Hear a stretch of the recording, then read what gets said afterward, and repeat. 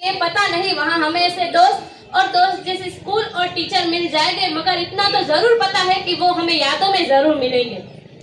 હવે મારા પ્રિય શિક્ષકો વિશે હું મારા મનના વિચારો કહું। એ હતા અમારા અલ્પેશ સર, જેને અમે અલ્પેશ મામા પણ કહી દેતા। એ હતા અમારા શાંતિલાલ સર, જેને અમે શાંતિલાલ દાદા કહેતા। સાહેબ હતા, જેને અમે ગુરુજી કહેતા। એ સાહિસ્તાબેન, અમીનાબેન અને જેઠિયાનાબેન હતા, જેને અમે અમારા મિત્ર કહેતા। દિનેશ સર અને લક્ષ્મણ સાહેબને તો અમે નામથી જ બોલાવતા, પણ સોનલબેન અમારા પ્રિય ટીચર કહેતા। મલેક સરને અમારા પ્રિન્સિપલ કહેતા, પણ અશરફ મામુ તો બધાના અશરફ મામુ જ રહ્યા। રંગ્યાભાઈના બે નામ રહ્યા, રંજિયાભાઈ કાં તો રંગ્યાભાઈ, અને અમુક વાર તો અમે એમને રંગ્યા મામા પણ કહી દેતા।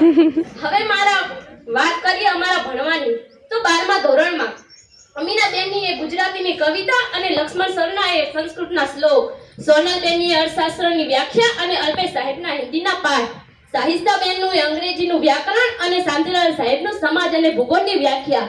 આટલું તો ખરું જ હતું, તે પછી આયા પાછા ભૂગોળના દાખલા।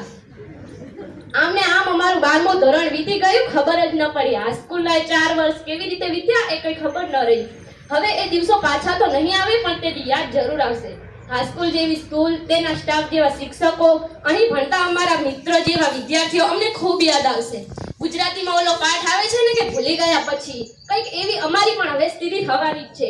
આ 4 વર્ષમાં દીધેલી પરીક્ષાઓ, શિક્ષકે ભણેલી કવિતાઓ, શિક્ષકો સાથે કરેલી મજાક મસ્તી, દરેક પ્રસંગ ઉત્સાહથી મેળવેલા એ દિવસો, મિત્રોને બેન્ચ પર બેસવા ઝઘડીને ક્લાસ ટીચર પાસે ગયેલી એ ફરિયાદો, મિત્રો સાથે નાની નાની વાત પર કરેલે ઝઘડો, પેપર લખવા માટે ગોતેલી આ પ્રાર્થના ખંડની જગ્યાઓ, ક્લાસમાં કરેલ અવાજ જે સાંભળીને મલેક સાહેબ આવતા તરત જ કે અવાજ બંધ કરી દો, અને સોનલબેનની વ્યાખ્યા